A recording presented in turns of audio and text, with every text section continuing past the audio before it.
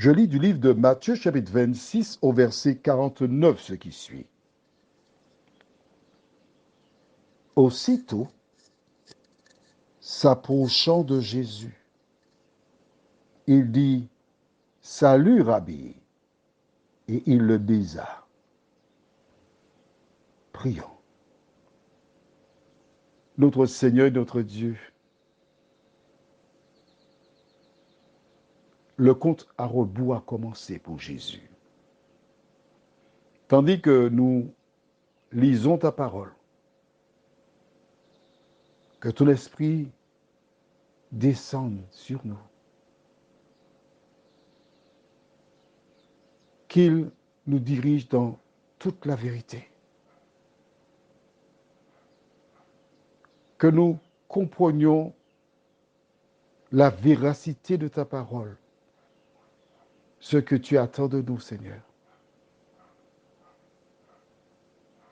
et que nous puissions développer le caractère de Jésus. Parce que l'important pour nous, c'est de ressembler à Jésus. Merci, Seigneur. Au nom de notre Sauveur et pour ta gloire éternelle. Amen. Voici Judas qui avance à la tête de l'expédition. Judas qui était le trésorier de l'église en question. On peut l'appeler l'église parce qu'ils étaient 13. Judas en qui ils avaient placé leur confiance parce qu'on ne donne pas la trésorerie à n'importe qui. Il était digne de confiance. Il était respectable. Il faisait partie de l'élite. On ne mentionne pas souvent son nom, donc ce qui démontre qu'il était assez effacé, avec une certaine humilité. La seule fois où on mentionne le nom de Judas, c'est quand Marie versa le parfum sur les pieds. Il déclara, on aurait pu prendre ce parfum, vendre ça avec l'argent. C'était un gestionnaire. Il savait, il connaissait les valeurs. C'est la seule fois qu'on parle de Judas. En dehors de ça, Eraris, rien à signaler. En l'observant, on pouvait dire, bon, dans tous les cas, lorsque Jésus aura renversé les Romains, il continuera à être le gestionnaire de la nation juive, ministre des Finances.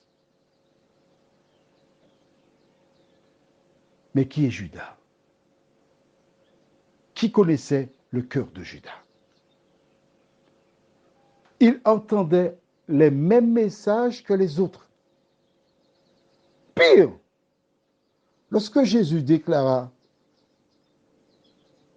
qu'il serait renié,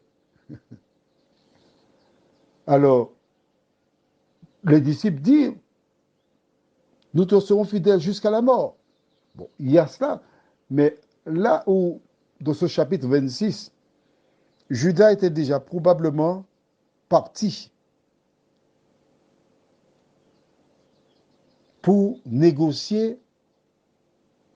Il avait déjà négocié longtemps à l'avance, mais il avait participé au service de communion. D'accord?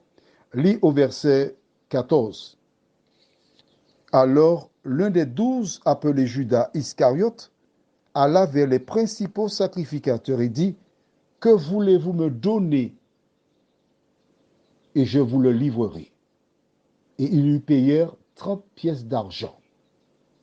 Depuis ce moment, il cherchait une occasion favorable pour livrer Jésus. En fait, dans cette version ici, dans le livre de Matthieu plus précisément, Jésus parle. Mais à aucun moment, on parle du départ de Judas. À quel moment est-il parti? Nous ne savons pas. En revanche, tous les disciples dirent à Jésus, nous sommes prêts à mourir pour toi, nous sommes fidèles. Mais parmi les fidèles de Jésus, il y avait un infidèle qui est venu embrasser Jésus. Nous verrons demain la réaction de Jésus. Mais ce que je voudrais que tu retiennes, c'est que lorsqu'il est venu vers Jésus, ses lèvres avancèrent vers la joue de Jésus. Il est resté là. Il a posé ses lèvres sur celles de Jésus pour l'embrasser. Jésus n'a pas eu de réaction. Prions. Seigneur, il nous arrive lorsque nous voyons ceux qui nous font du tort d'avoir une réaction physique, faciale. Nous démontrons qu'il y a quelque chose. Nos lèvres sont fermées. Nous respirons rapidement. Nous étouffons. Mais avant d'être arrêtés, Jésus nous montre comment nous devons agir à l'endroit de celles et ceux qui nous font du tort. Seigneur, merci de nous aider à atteindre cet objectif. Nous t'en prions au nom de Jésus pour ta gloire éternelle. Amen. Je te souhaite une bonne journée sous le regard de Dieu.